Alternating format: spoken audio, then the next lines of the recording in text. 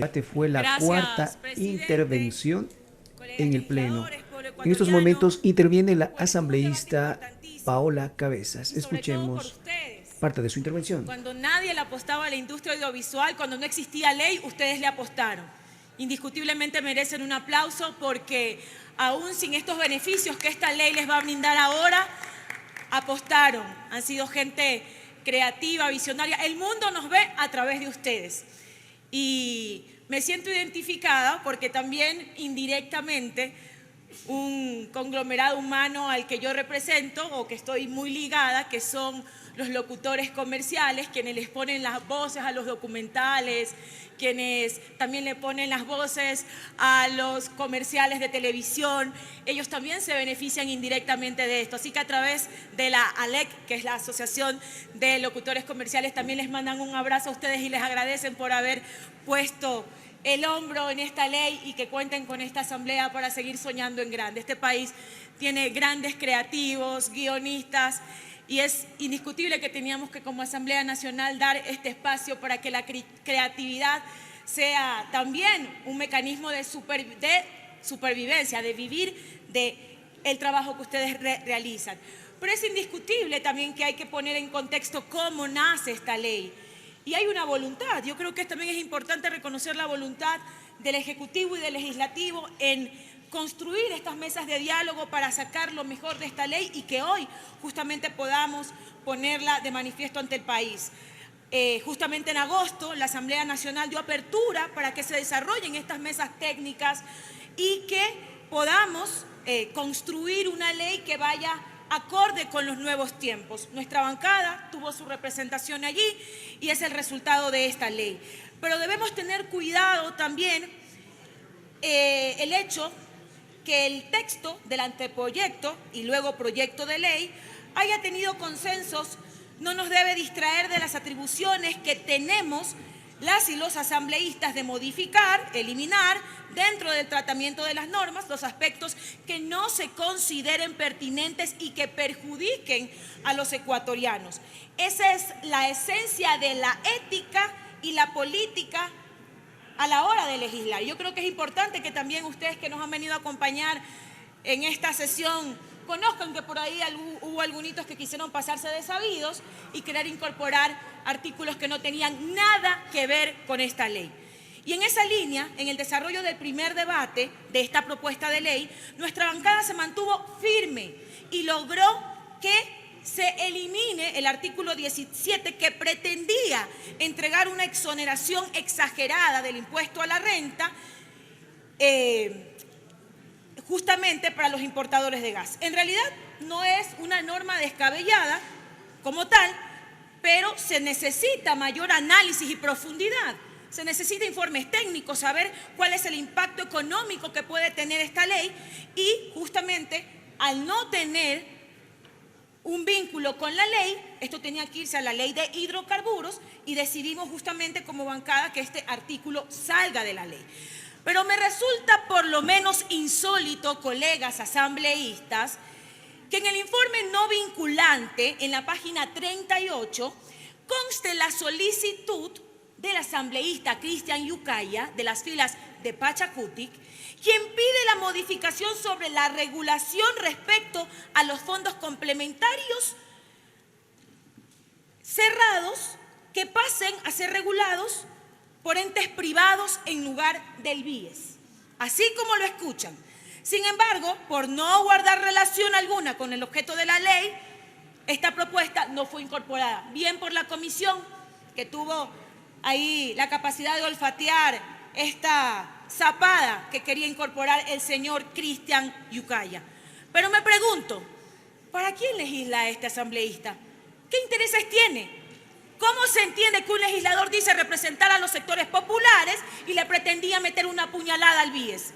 En buen romance, intentó inducir a este Parlamento, intentó inducir a este Pleno de manera abrupta y sin decisión y sin discusión de que estos fondos complementarios pasen a manos privadas. Menos mal eso no pasó porque hubiese puesto otra cereza al pastel al intento de desviar la ley.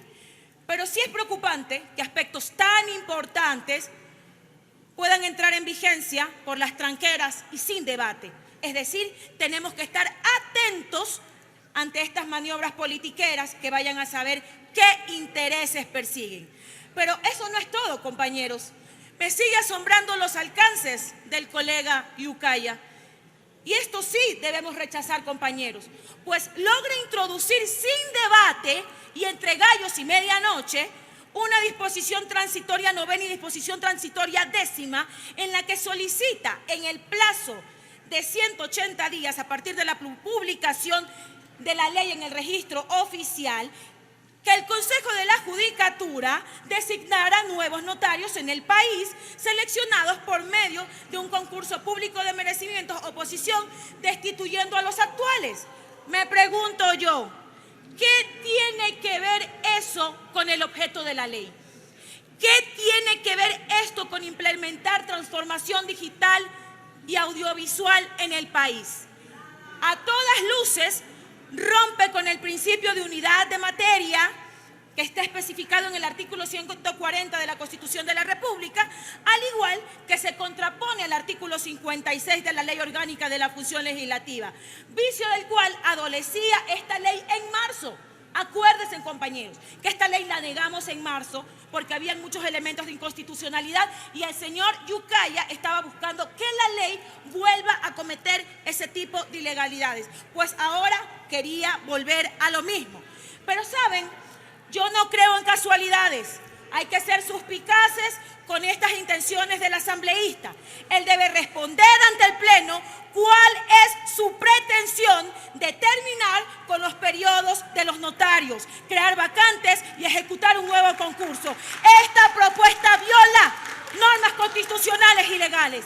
La Carta Magna dispone en sus artículos 200 que las notarias y notarios, silencio que estoy en el uso de la palabra, permanecerán en sus funciones 6 años y podrán ser reelegidos por una sola vez. La ley establecerá los estándares de rendimiento y las causales para la destitución, es decir, la ley notarial y de la función judicial. Por lo tanto, es inconstitucional que vía reforma de una ley calificada como económica urgente, que ni siquiera respeta el principio de unidad de materia, se pretenda violar la disposición constitucional en este análisis. ¿O qué? ¿Están pagando los favores por los votos de la destitución de los del Consejo de la Judicatura? Me pregunto, porque recordemos que en marzo del 2022 el presidente Guillermo Lasso entregó a la Fiscalía nombres de 5 asambleístas de Pachacutic que supuestamente habrían pedido beneficios económicos a cambio de apoyar la ley de inversiones. Entre ellos estaba el señor Yucaya y su asesor. Además, otros nombres que hoy, curiosamente, pretenden liderar una supuesta lucha anticorrupción.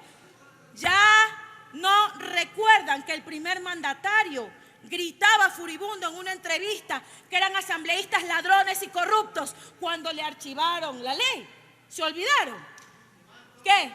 Perdieron las prebendas y dinero en efectivo. ¿No se acuerdan? Eso lo dijo el presidente. Bueno, solo fue bulla y no pasó absolutamente nada. El país no se enteró nunca qué pasó con la denuncia del presidente y lo peor es que 5 meses después el mismo presidente Guillermo Lasso dirigió un oficio a la Fiscalía solicitando el archivo de las investigaciones. Decisión que puso en entredicho una vez más la palabra del mandatario, que eso ya estamos acostumbrados. ¿Y por qué traigo a colación esto, compañeros? ¿Por qué lo traigo a colación? Porque se repite el personaje. Es el asambleísta Yucaya, el que fue denunciado por el presidente y luego lo perdonó. Es el mismo asambleísta que se abstuvo para votar a favor de la destitución de los vocales del Consejo de la Judicatura. Y ahora busca que se haga un concurso de notarios de manera irregular en todo el país con el mismo Consejo de la Judicatura que ustedes protegieron. Juzguen ustedes, ecuatorianos y colegas legisladores. Con todo respeto, señor asambleísta, se equivocó con su propuesta privatizadora inconstitucional. No pasará en este pleno. Señor presidente, para culminar, quiero indicar claramente que estamos de acuerdo que se den los beneficios e incentivos al sector audiovisual. Y las reformas al Código de Comercio, Ley de Registro, COGEP, Ley de Compañías, Ley Notarial y demás normas que servirán de muchísimo en el fomento de la transformación digital y las instituciones públicas, empresas privadas y de la sociedad civil. Muchísimas gracias, presidente, colegas legisladores.